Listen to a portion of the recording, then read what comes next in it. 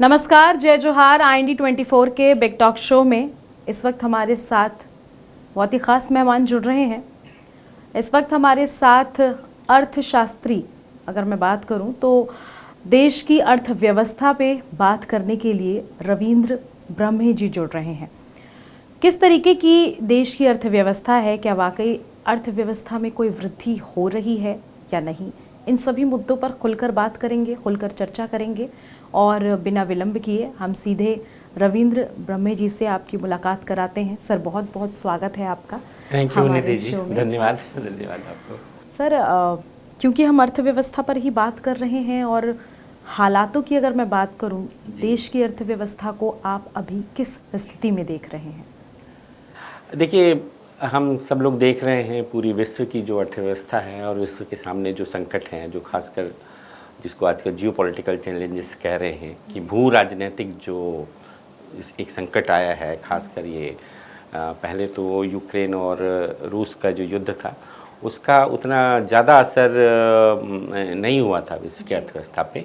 ज़रूर सीमित असर था, कुछ यूरोपियन इकोनॉमी प्रभावित हो रही थी, जो कि बड़ा रशियन उनका बड़ा सोर्स था उनका एनर्जी का। पर ये जो मिडल ईस्ट में जो हुआ है और जो कि खासकर अमेरिका और हम कह सकते हैं ईरान का जो युद्ध है, और इसमें जो खासकर जो हॉर्मुज जो स्ट्रेट है उसमें जो ब्लॉकेट्स हैं उसको जो रोका गया, और जिससे जो आपूर्ति के जो संकट हुए और वहाँ से काफ़ी ज़्यादा, यानी हम जानते हैं कि लगभग दुनिया का जो क्रूड ऑयल है, जो एनर्जी है, उसके रिक्वायरमेंट का 20% वहाँ से आता है, और भारत की तो इस पर निर्भरता और भी ज़्यादा है जी। तो ये एक जो संकट पूरी विश्व की अर्थव्यवस्था पे आया और हमारा देश कुछ उससे ज़्यादा प्रभावित हुआ, क्योंकि हमारी निर्भरता उस पर ज़्यादा है। हमारा क्रूड, अब जानते हैं कि लगभग हम 85 से लेके 88% हम जो क्रूड ऑयल है हमारा, क्रूड ऑयल, वो हम बाहर से इंपोर्ट करते हैं। तो इतनी अधिक निर्भरता होने के कारण, और ये खासकर जो संकट आया, ये एक जिसे हम कहें कि जो सप्लाई का है, आपूर्ति नहीं हो पा रही है वहाँ से।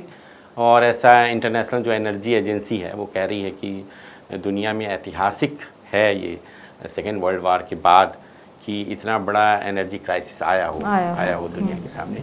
तो इसका प्रभाव ज़रूर इकोनॉमी में पड़ना बहुत स्वाभाविक था, और इसका प्रभाव हमारी इकोनॉमी पे दिख भी रहा है। और काफ़ी मैं कहूँगा कि जितनी भी हमारी संस्थाएं हैं, चाहे नीति आयोग है या रिज़र्व बैंक ऑफ इंडिया है या आप कहें फाइनेंस मिनिस्टर है, और जितने भी इकोनॉमिस्ट हैं, सभी कह रहे हैं कि इसका जो असर है इकोनॉमी पे दिख रहा है। और निश्चित रूप से इसका असर जो पड़ा है, हमारी कुछ जो ग्रोथ रेट पे असर पड़ा है, वो प्रेडिक्ट कर रहे हैं कि जो हमने पहले प्रेडिक्ट की थी RBI ने और तमाम जो रेटिंग एजेंसीज़ हैं, उन्होंने इसको थोड़ा सा कम किया है। यानी जो हमने 6.8 रखा था या 6.7 रखा था, वो 6.4 हम कह रहे हैं कि हमारी वृद्धि दर रहने की संभावना है। दूसरा जो एक असर इसका जो पड़ा है, तो सप्लाई का असर यदि होता है, यदि एनर्जी, देखिए सबसे बड़ी रिक्वायरमेंट है। कोई भी चीज़ बिना एनर्जी के नहीं चल सकती है, तो पूरे उद्योगों पे इसका असर पड़ा है।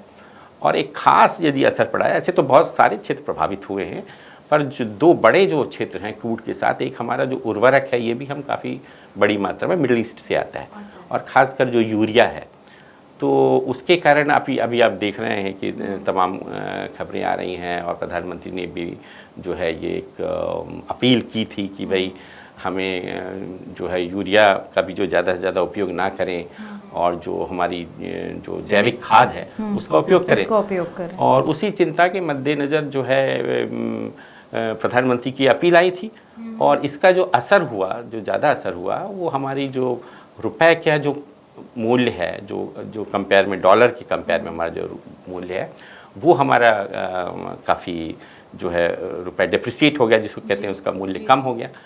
तो इसका असर विदेशी व्यापार पर पड़ा। तो ये जो पूरा संकट इस समय है, इसका आंतरिक भी इसका असर हो रहा है, खासकर आपके आपूर्ति पे, और जिसके कारण कीमतों पे, और जिसके बाद फिर आपकी जो है सारी इंडस्ट्रीज़ प्रभावित हैं। और जो दो चीज़ें हो रही हैं, जो उर्वरक नहीं होने के कारण, और दूसरा भी जो आप देखें, जो हमारे जो मौसम विभाग जो कह रहा है, और पूरी दुनिया में जो एक कहा जा रहा है कि सुपर अल नीनो है, और बरसात उतनी अधिक नहीं होने की संभावना है, कम होगी, सामान्य से कम होगी, तो उसका असर हमारे फूड ग्रेन्स पे भी आगे पड़ना है। तो ये सारी चीज़ें मिलके एक ऐसी स्थिति बना रही हैं कि जो कि बहुत सुखद स्थिति नहीं है, पर फिर भी जो इकोनॉमी की जो ग्रोथ रेट है, यदि ऐसे में हम 6% की भी ग्रोथ यदि आती है तो ये अच्छी मानी जाएगी। और इस संकट से निपटने के लिए बहुत सारे प्रयास आर्थिक स्तर पर किए जा रहे हैं। मौजूदा समय में सर दुनिया की अर्थव्यवस्था की सबसे बड़ी चुनौती आप क्या मान रहे हैं?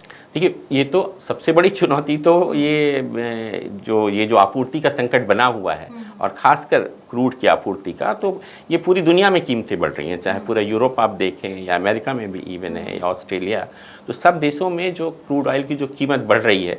और ये एक ऐसी चीज़ होती है कि देखिए, डीजल है हमारे यहाँ 70% जो वस्तुओं का जो आना जाना होता है वो रोड ट्रांसपोर्ट से होता है। तो आप देखते हैं कि यदि डीजल की कीमत बढ़ती है तो तत्काल जो है उनके किराए बढ़ जाएंगे, और उसका असर सभी वस्तुओं की कीमतों में पड़ेगा। तो ये दुनिया में ये अभी सबसे बड़ा संकट खासकर एनर्जी को लेकर बना हुआ है, और इसका जो असर है ये पूरी वैश्विक अर्थव्यवस्था पे दिख रहा है। और इसलिए सभी कोई चाहते हैं कि इसका जो समाधान जो है जल्दी से जल्दी हो जाए। ज़रूर अभी इन्होंने जो है सीज़ फायर किया हुआ है कि अभी तो सीज़ फायर है, परंतु इसके बीच भी कुछ जो है बीच में ऐसे कुछ अटैक होते रहते हैं, तो वो कंप्लीट अभी कोई एक एग्रीमेंट दोनों के बीच नहीं हुआ है। हालांकि ये बातचीत चल रही है, पर ये कब होगा ये बहुत कुछ कहा नहीं जा सकता। और ये उम्मीद कर रहे हैं कि यदि ये ज़्यादा लंबा चला तो इसका असर कहीं ज़्यादा होगा। तो ये खतरा है कि वैश्विक अर्थव्यवस्था भी यदि ज़्यादा चलने पर कि कोई अभी तो नहीं लग रहा है कि कोई मंदी की स्थिति होगी, पर यदि ये ज़्यादा होने पे वो स्थिति भी आ सकती है। महंगाई और बेरोज़गारी पर अगर मैं बात करूं तो सरकार की नीतियां जो हैं वो कितनी प्रभावी हैं? हाँ, देखिए, महंगाई के लिए सरकार ने तो पहले तो काफ़ी प्रयास ये किया कि जो कीमतें जो बढ़ रही हैं खासकर क्रूड ऑयल की, उसको कंज्यूमर के ऊपर ना डाला जाए। और इसीलिए सबसे पहले सरकार ने जो डीजल पेट्रोल पे जो क्रूड पर जो इन्होंने जो एक्साइज ड्यूटी लगा रखी थी उसको कम किया, लगभग वो 10 रुपये प्रति लीटर उन्होंने कम किया। तो ये एक किया, परंतु जब ये लगा कि ये अपरिहार्य हो गया और इसके बाद इसका जो घाटा है, काफ़ी जो ऑयल मार्केटिंग कंपनीज़ हैं इनको काफ़ी घाटा हो रहा है। तो आप जानते हैं कि लगभग 4 जो है चरणों में ये अभी कीमतें बढ़ाई गई हैं, और इसका असर निश्चित रूप से महंगाई पे पड़ेगा। और इसके लिए ये जो वैकल्पिक और इसका असर जो आप दूसरी चीज़ कह रही थी बेरोज़गारी को लेकर, तो जो लेटेस्ट यदि आंकड़े देखेंगे जिसको हम श्रम बल सर्वेक्षण कहते हैं, लेबर फोर्स पार्टिसिपेशन जो रेशियो हमारे यहाँ है और श्रम बल सर्वे होता है, जो लेटेस्ट जो अभी हुआ है जिसको रिलीज़ किया गया, उसमें हमारे यहाँ बेरोज़गारी भी जो बढ़ी है, जो अब अप्रैल की उसके फिगर आए हैं, अभी लेटेस्ट फिगर अप्रैल के अवेलेबल है, तो उसमें बताया गया, और ये गवर्नमेंट के फिगर्स हैं, उन्होंने बताया कि भी जो बेरोज़गारी में थोड़ी सी वृद्धि हुई है। और ख़ासकर जो ज़्यादा बेरोज़गारी है वो बेरोज़गारी आपकी जो खासकर जो युवा लोगों में, मतलब उन्होंने जो फिगर दिया है 15 से लेके 29 साल के जो लोग हैं उनमें बेरोज़गारी काफ़ी ज़्यादा है, और लगभग 15.2% उन्होंने बताया बेरोज़गारी है। और दूसरी बात बेरोज़गारी के लिए है कि जो एक ये ग्रामीण क्षेत्रों में भी बेरोज़गारी है, और महिलाओं का जो पार्टिसिपेशन रेट है, वर्कफोर्स में जो पार्टिसिपेशन रेट रहता है वो रेट कम हुआ है। इंस्टेड इसके कि जो है पूरा जो ओवरऑल लेबर पार्टिसिपेशन रेट है वो कम होने के बाद जो बेरोज़गारी वो बढ़ी है। ये एक जो चिंता की जो बात है, इसके लिए ज़रूर जो है बेरोज़गारी के लिए आप जानते हैं कि हमारे यहाँ जो पूरा जो क्षेत्र है जो रोज़गार में लगा हुआ है वो अनऑर्गेनाइज सेक्टर में जाता है, एग्रीकल्चर में, और जिसको हम कहते हैं कि भाई आपके यहाँ जो रेहड़ी वाले हैं, ठेले वाले हैं, दूसरे हैं जो कि प्रोटेक्टेड नहीं है। यानी आप जानते हैं कि हमारा 90% जो रोज़गार है वो अनऑर्गेनाइज सेक्टर में वहाँ लगा हुआ है। तो ये और 10% ही कॉर्पोरेट सेक्टर में है। तो महंगाई बढ़ने से इसका असर जो है उस सेक्टर पे ज़्यादा पड़ता है जो कि प्रोटेक्टेड नहीं है, जो संरक्षित नहीं है। यदि कोई परमानेंट जिनका एम्प्लॉयमेंट है उनको यदि डीए बढ़ेगा और दूसरी सुविधाएं हैं तो काफ़ी हद तक कंपेंसेट होता है। पर ये कहा जाता है कि महंगाई एक ऐसी चीज़ है कि जो सबसे ज़्यादा इसका प्रभाव जो गरीब वर्ग है उस पर ज़्यादा प्रभाव पड़ता है। सर, ये स्टार्टअप, मैन्युफैक्चरिंग और डिजिटल पेमेंट भारत की अर्थव्यवस्था पर कितना बदलाव ला रही है? देखिए, ये एक बड़ा ब्राइट स्पॉट है जो भारत की इकोनॉमी में, खासकर हमारा जो आप जो डिजिटल इंफ्रास्ट्रक्चर की बात कर रहे हैं और जिसमें कि जो स्टार्टअप्स काफ़ी बढ़े हमारे यहाँ, तो ये एक काफ़ी अच्छा पूरी दुनिया के सामने हमने एग्जाम्पल रखा है कि हमने अपना डिजिटल इंफ्रास्ट्रक्चर बनाया है। इसलिए हम देखते हैं कि आज जो है हमारा जो डिजिटल लेन देन है वो दुनिया में सबसे ज़्यादा है। यानी ये अमेरिका और चीन और यूरोप, इन सब की तुलना में हमारा डिजिटल जो पेमेंट है वो सबसे ज़्यादा हो रहा है। तो ये इस कारण हुआ कि इस पे जो काफ़ी, जैसे हम कहें जैम ट्रिनिटी जो कहा गया कि जनधन, आधार और जो है मोबाइल, इससे मिला के आप देखते हैं कि हम कभी भी सब्जी भी खरीदना है या चाय वाले को भी भुगतान करना है तो हम स्कैन करके भुगतान कर देते हैं। तो ये एक बड़ा इंफ्रास्ट्रक्चर बनाया गया है और ये सबसे बड़ी बात है कि ये फ्री है। देखिए, इसके लिए कोई चार्ज नहीं दिया जाता, इसके बदले सरकार उसका जो मेंटेनेंस है या उसका जो खर्चा है उसके लिए सरकार अपने पास से करती है। तो बाकी आप दूसरी चीज़ देखेंगे तो उसमें आपको चार्ज लगेगा। जो पहले वीज़ा कार्ड या दूसरे कार्ड थे उस पर देना होता था, चाहे बायर्स दे या सेलर्स दे। तो ये एक अच्छा ब्राइट स्पॉट है हमारे यहाँ पर। दूसरी जो मैन्युफैक्चरिंग की जो बात है उस पर अभी काफ़ी बड़ी चुनौती हमारे सामने है।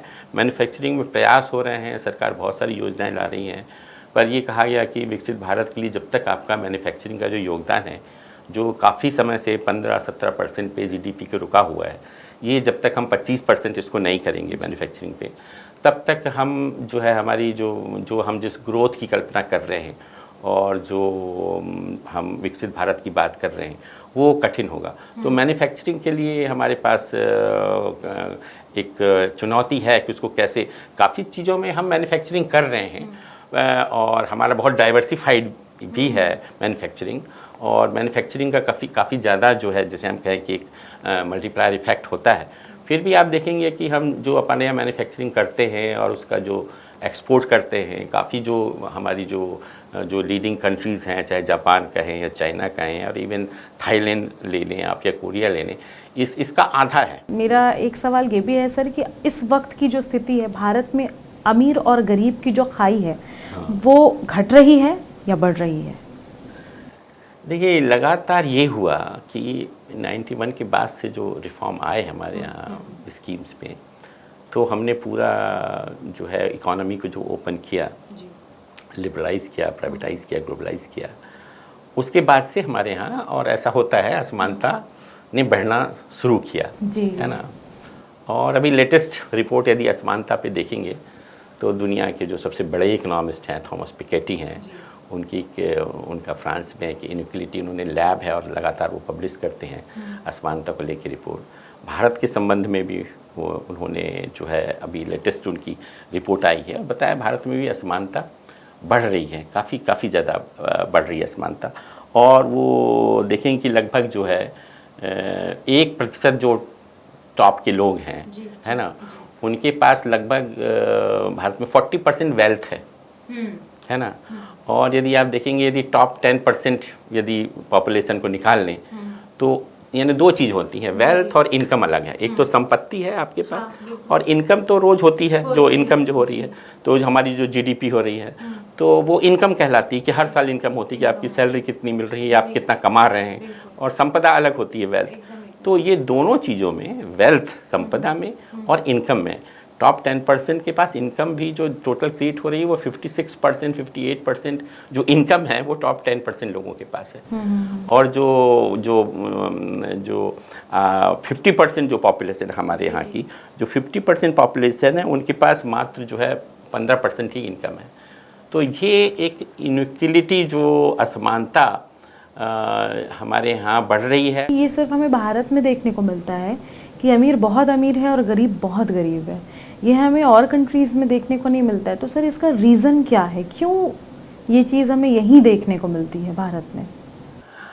देखिए, कुछ तो ऐसे हमारे यहाँ स्ट्रक्चरल रीज़न है, संरचनात्मक कारण है क्योंकि हुआ ये कि हमारे यहाँ आप देखें कि अभी जो एग्रीकल्चर से जो आपका जीडीपी जो कंट्रीब्यूट कर रहा है वो 16-17% कर रहा है, पर उस पे जो जनसंख्या जो निर्भर है लगभग वो 44%, 43% है।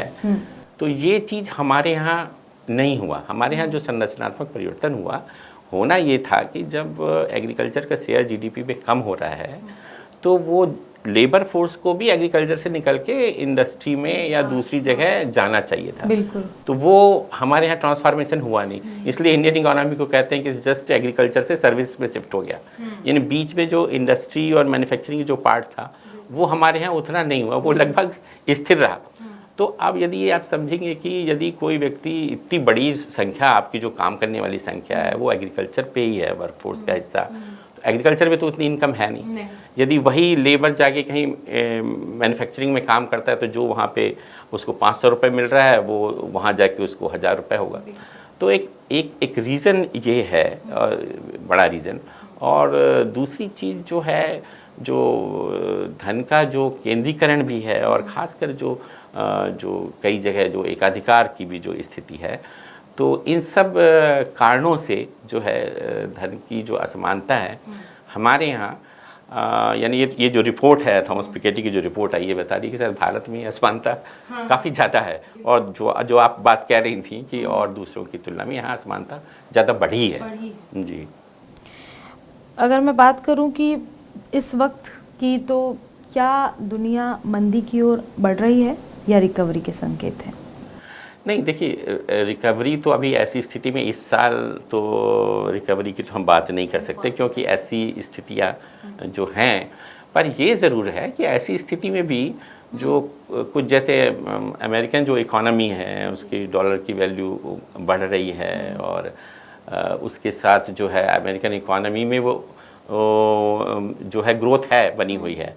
इस तो कुछ ऐसी इकोनॉमीज़ हैं, जैसे इंडियन इकोनॉमी भी 6% है, 6% से ज़्यादा है, तो इस ग्रोथ को भी हम ऐसी स्थिति में समझ सकते हैं कि ये ठीक है। तो कुछ इकोनॉमीज़ में बहुत ज़्यादा गिरावट आई है, खासकर आप कहें तो जो अफ्रीकन की इकोनॉमीज़ हैं या मिडल ईस्ट की इकोनॉमी हैं या जो है लैटिन अमेरिका की इकोनॉमीज़ हैं।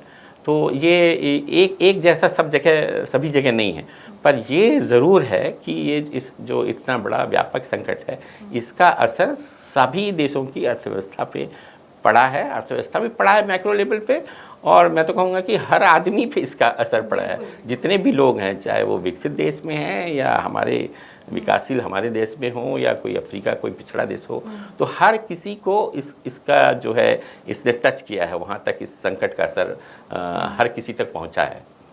सर, क्या चीन की धीमी आर्थिक वृद्धि दुनिया के लिए संकट बन सकती है? देखिए, ये काफ़ी समय से ये था कि जो दुनिया की जो ग्रोथ हो रही थी, तो खासकर दो इकोनॉमीज़ जो थी, खासकर चाइना और इंडिया की इकोनॉमी उस ग्रोथ को काफ़ी लीड कर रही थी, है ना, क्योंकि इनकी जीडीपी काफ़ी बढ़ रही थी, इनकी तेज़ी से बढ़ रही थी, तो वर्ल्ड की ग्रोथ पे इनका काफ़ी अच्छा हिस्सा था। और यदि ये ग्रोथ स्लो होगी, स्लो होने पे तो इसका असर लाजमी है कि थोड़ी विश्व अर्थव्यवस्था पे पड़ेगा। और यदि चाइना स्लो होता है तो आप देखिए चाइना जो है असल में काफ़ी बड़ा ये जो इंटरमीडिएट गुड्स है, जो सप्लाई काफ़ी ज़्यादा वहाँ से होती, क्योंकि वो एक तो मैन्युफैक्चरिंग का हब है। काफ़ी सारी जो इंटरमीडिएट गुड्स जिनको हम कहते हैं कोई फाइनल प्रोडक्ट बनाने के लिए और सारे प्रोडक्ट लगते हैं जो बीच में, उसका बहुत बड़ा सप्लायर है। चाहे आप जो है रॉ मटेरियल का आप कहें, चाहे जो है आपके अभी आजकल चाहे सेमीकंडक्टर्स हैं या और दूसरे जो मटेरियल हैं, या चिप की बात हम लें तो ये आप देखें तो ये, और चाहे आप दवाइयों में जो लगता है रॉ मटेरियल, और इलेक्ट्रॉनिक्स का जितना भी है उसमें जो चीज़ें लगती हैं इलेक्ट्रॉनिक्स गुड्स के लिए, तो इन सारी और मेटल्स के लिए तो ये जो चीज़ है, चाहे मेटल्स में चाहे आप एल्युमिनियम कहें या कॉपर कहें और दूसरी बात कहें, तो इनका काफ़ी असर होता है। तो यदि चाइना कहीं अपना उत्पादन को रोकता है या उसी बढ़ाता नहीं है, उसी लेवल पे भी रखता है, तो उसका असर विश्व अर्थव्यवस्था पे पड़ता है। जी हाँ। डॉलर की मजबूती जो है वो क्या बाकी देशों की अर्थव्यवस्था को प्रभावित कर रही है? देखिए, डॉलर की जो मजबूती है वो उसका असर तो ये होता है कि यदि मजबूत हो रहा है और आपकी किसी भी देश की करेंसी यदि उसकी वैल्यू कम हो रही है, तो इसका मतलब है कि आपका इंपोर्ट ज़्यादा महंगा हो रहा है। यदि डॉलर मजबूत हो रहा है, एक तो ये हुआ कि देखिए जो क्रूड ऑयल का दाम बढ़ के $100 हो गया, और $100 जो है, मतलब पहले $1 आपका 80 रुपये में आ जा रहा था, अब $1 95 में आएगा। तो ये दो असर हुआ। एक तो कीमत डॉलर की जो 80 रुपये में मिल रहा था वो 100 में मिलने लग गया, और $1 के लिए आप पहले 80 रुपये दे रहे थे या 85 रुपये दे रहे थे, अब वो 10 रुपये और ज़्यादा 95 रुपये देने लग गए। तो ये दो असर हुआ, दो प्रकार का असर हो गया। तो ये आपका जो अंतर्राष्ट्रीय जो व्यापार है, इंटरनेशनल ट्रेड है, क्योंकि इंटरनेशनल ट्रेड में जो डॉलर है वो इंटरनेशनल करेंसी है, क्योंकि ट्रेड उसी में होता है। सर, क्या आने वाले समय में आर्थिक केंद्र, मतलब आर्थिक व्यवस्था का केंद्र बदल सकता है? देखिए, आर्थिक व्यवस्था का केंद्र बदलने की बहुत चर्चा हो रही है, पर ऐसा नहीं होता है कि वो कोई ऐसे सडनली कोई चेंज हो जाए। इसको होने में बहुत समय लगता है, बहुत धीरे धीरे लगता है, क्योंकि जो दो चीज़ें हैं कि जो एक रिजर्व करेंसी के रूप में जो आप सभी देश डॉलर रख रहे हैं, तो कुछ समय कुछ देशों ने कहा कि भाई ये डॉलर का बहुत डोमिनेशन है, ये कम हो, खासकर चाइना रसिया ने जो किया, ये कहा कि भाई हर देश अपने यहाँ डॉलर रिजर्व के रूप में रखता है। हमारे यहाँ भी है, हम डॉलर के रूप में रखते हैं, हमारे यहाँ लगभग अभी 680 बिलियन डॉलर है। तो ये इन लोगों ने ये कहा कि इसीलिए देखेंगे पिछले 1-2 साल में गोल्ड के रेट बढ़ गए। तो इन सेंट्रल जो बैंक ने क्या किया कि बड़ी मात्रा में आपको रिजर्व रखना है, तो या तो आप गोल्ड रखेंगे या डॉलर रखेंगे या दूसरी और करेंसी रखेंगे। तो नॉर्मली लोग गोल्ड और इस डॉलर में रिजर्व रखते हैं। तो चाइना ने बड़ी मात्रा में गोल्ड खरीदा, और दूसरी जो भी सेंट्रल बैंक गोल्ड खरीदने लग गए, और जो है जो इससे डॉलर को वीकन करने के लिए। पर ये सिस्टम इतनी जल्दी ख़त्म नहीं होगा, क्योंकि उनका जो अंतर्राष्ट्रीय जो भुगतान होता है ना, उनका जो सिस्टम है स्विफ्ट पेमेंट, कि आपको यहाँ से अमेरिका पेमेंट करना है या यूरोप में करना है या नॉर्वे करना है या ऑस्ट्रेलिया करना है, तो जो बैंकिंग जो सिस्टम है, वो बैंकिंग सिस्टम जो स्विफ्ट का सिस्टम है वो अमेरिका का बनाया हुआ है। इसीलिए वो हर किसी को कहा कि रूस की जो है संपत्ति को उसने फ्रीज़ कर दिया, कि उसकी जो संपत्तियाँ जमा थी या ईरान की जो डॉलर्स जमा थे उसको वो फ्रीज़ कर देता है। तो इस प्रकार के इकोनॉमिक में सैंक्शन लगाता है। तो दुनिया में ये बात हुई कि इसको सिस्टम को धीरे धीरे बदलना चाहिए। तो चुनावी राजनीति का असर आर्थिक फैसलों पर पड़ता है सर? हाँ, निश्चित रूप से। जिस तरीके से हम लोग देख रहे हैं, जिस तरीके से चुनाव हैं देश में हो रहे हैं, और चुनाव में सभी जो दल हैं उनकी जो वो अपने वादे करते हैं, उनका जो घोषणा पत्र होता है, और इस पे काफ़ी चिंता व्यक्त की गई है सभी के द्वारा। और इस पे तो खासकर सुप्रीम कोर्ट ने भी ये बात कहा कि जिस तरीके से हम आजकल एक जो फैशन हो गया है सभी दलों के द्वारा कि फ्री बीस देने का हो गया है, कि हम ये सारी चीज़ें देंगे, सोना भी देंगे, लड़की की शादी में है, और इवन तमिलनाडु में ये हुआ कि एक जो बच्चे भी है हो रहा है तो उसको एक अंगूठी दी जाएगी। तो there are so many coins जो कि ये है ऐसे फ्री बीस जो कि मतलब जो कहीं से जिसे कहें कि टैग नहीं है। मेरा मतलब ये है कि जैसे इस प्रकार का है कि भाई कोई महिला है और महिला को जो है स्वास्थ्य के लिए, या जो पहले ये था कि कोई जो प्रेग्नेंट लेडी है तो प्रेग्नेंट लेडी को हम उसके लिए कुछ दे रहे हैं, उनके लिए कुछ फूड या कुछ चीज़ के लिए हम दे रहे हैं। तो ये चीज़ क्या है कि ये टारगेटेड है, कुछ चीज़ों को देना है। इन जनरल नहीं है कि हमने उसको बिना उसको किसी चीज़ से टैग किए सबको दे दिया। तो इस प्रकार की फ्रीबीज अभी चल रही हैं, और इसका बहुत असर जो हो रहा है कि ये सरकार के जो बजट पे है, बजट पे असर हो रहा है। और यदि आप ज़्यादा फ्रीबीज देंगे इस तरीके से तो आपके पास फिर बजट में पैसा नहीं होगा सरकार के पास। तो सरकार अपना जो पूंजी निर्माण का काम है या एजुकेशन है या हेल्थ है, आप पैसा तो सरकार के पास उतना ही है ना, अनलिमिटेड है नहीं। इसी से रिलेटेड पूछूंगी कि जो फ्री स्कीम है, हाँ, ये अगर लंबे समय तक चलती है तो क्या आर्थिक व्यवस्था पर इसका नुकसान होगा? बिल्कुल इसका नुकसान होगा। इसीलिए कि सरकार जो अपना बजट जो बनाती है, उस बजट में यदि आप कुछ इस प्रकार की स्कीम पे ज़्यादा पैसे खर्च करते हैं तो निश्चित रूप से आप जो दूसरी स्कीम में पैसा खर्च करना है वो जो है नहीं बचेगा आपके पास। ये बहुत साधारण बात है कि आप एक व्यक्ति के पास भी उसकी अपनी आमदनी है, और यदि वो उसको व्यर्थ में कहीं खर्च कर दे, है ना, उत्पादक काम में नहीं लगाए, तो फिर वो आगे इनकम जनरेट नहीं होगी। तो सरकार का जो खर्च है, खासकर जिसे कहें कि दूसरे जो ह्यूमन रिसोर्स के लिए जो खर्च होते हैं या हेल्थ के लिए होते हैं या राज्य में सड़कें और दूसरी चीज़ें कैपिटल एक्सपेंडिचर आपको करना है, तो वहाँ कहीं आपको खर्च को कम करना पड़ेगा। तब आप उस पैसे, क्योंकि पैसा आपके पास इतना ही है, तो उस पैसे को आप कैसे किस चीज़ में खर्च करना चाहते हैं, या फ्री बेस पे बांट देंगे या कोई ऐसे अच्छे उत्पादक काम में लगाएंगे। तो हमेशा इस बात को ये होता है कि हमेशा इस प्रकार की जो चीज़ें हैं वो टारगेटेड होना चाहिए कि जिसको ज़रूरत है, जो वाकई नीडी है, उसको मिलना चाहिए। उसके लिए जैसे भाई आप बुज़ुर्गों को पेंशन दे रहे हैं, दिस इज़ गुड, ये कोई है नहीं कि इसको मिलना चाहिए, है ना। तो इस प्रकार की स्कीम हो, ये टारगेटेड स्कीम है कि भाई हम उन्हीं को दे रहे हैं, ये हर किसी को नहीं दे रहे, ज़रूरतमंद को आप दीजिए। सरकार को अभी सबसे पहले किस आर्थिक मुद्दे पर सबसे ज़्यादा ध्यान देने की आवश्यकता है सर? जितनी भी अब तक आपने रिसर्च की है उसके हिसाब से अगर मैं पूछूं तो सबसे ज़्यादा ध्यान देने वाली बात कौन सी है इसमें? देखिए, अभी की जो स्थिति है, अभी की स्थिति सबसे बड़ी जो बन रही है वो दो चीज़ें हो रही हैं और सरकार उसको अपने तरीके से उसका प्रबंधन भी करे, उस पर ध्यान दे रही है। कि एक तो ये है कि जो आपकी खासकर मैं अपने देश के संबंध में बात करूं, और आज हम देखिए जून 2026 में चर्चा कर रहे हैं क्या स्थिति है, तो यहाँ पर एक तो ये जो पेट्रोलियम पदार्थ की उपलब्धता किस प्रकार से बनी रहे वो बहुत ज़रूरी है। क्योंकि होता ये है कि ये एक ऐसी चीज़ है, पेट्रोलियम प्रोडक्ट ऐसा है कि जिसकी आप उपभोग एकदम से कम नहीं कर सकते, ये एकदम से कम नहीं हो सकता है ना। इसको हम कहते हैं कि इसकी इलास्टिसिटी कम है, कि कीमत इसकी बढ़ जाएगी तो भी इसको जो है कंजम्पशन कम हो जाएगा, ऐसा आप नहीं कह सकते इकोनॉमिक्स में। तो इसके प्रबंधन में लगी है। दूसरा सरकार दूसरी स्कीम जो खासकर हमारे जो घरेलू जो हम कहें जो ईंधन है, घरेलू ईंधन के लिए उसको लेकर उसका किस प्रकार से देश में उत्पादन किया जाए, उसको लेकर सरकार कर रही है।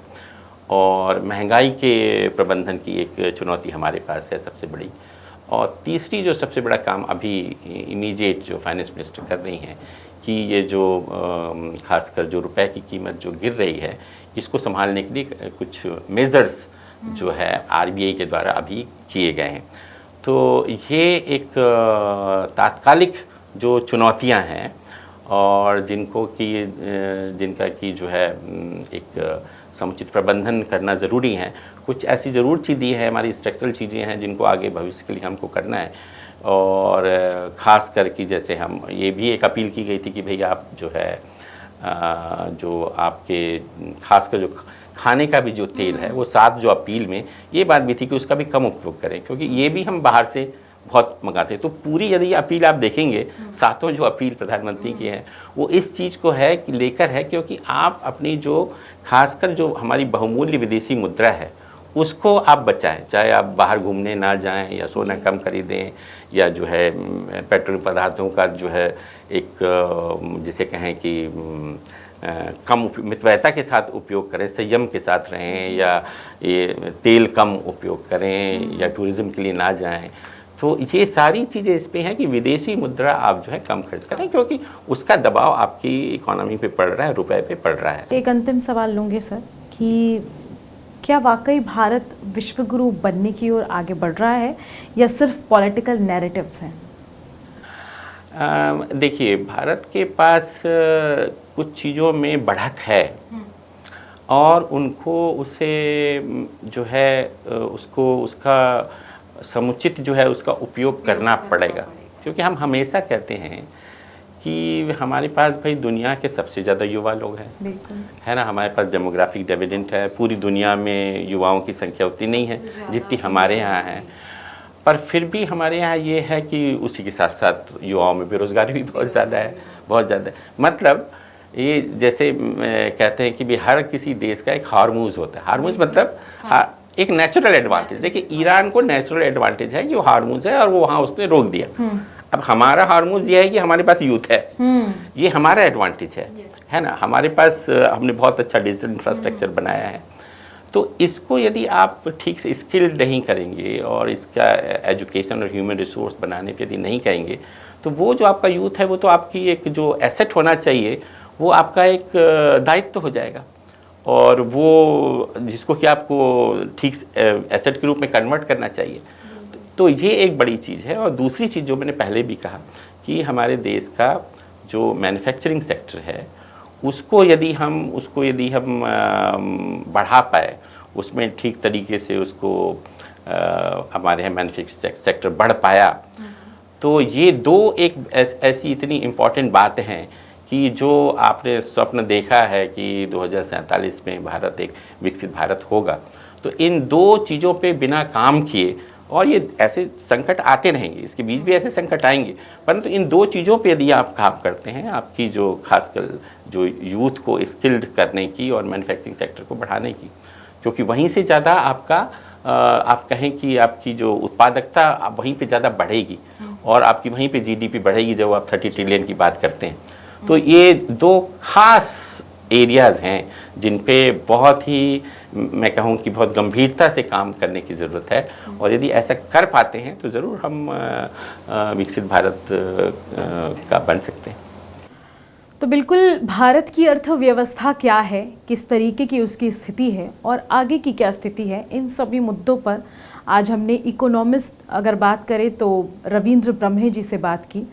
ये बात करना बेहद ज़रूरी है क्योंकि अगर मैं बात करूँ तो इन सारी विषयों की जानकारी हर एक व्यक्ति और हर एक वर्ग को होना बेहद ज़रूरी है, क्योंकि हम आगे बढ़ते रहते हैं, कार्य करते रहते हैं, लेकिन हमारे देश की अर्थव्यवस्था के बारे में हम कभी बात नहीं करते।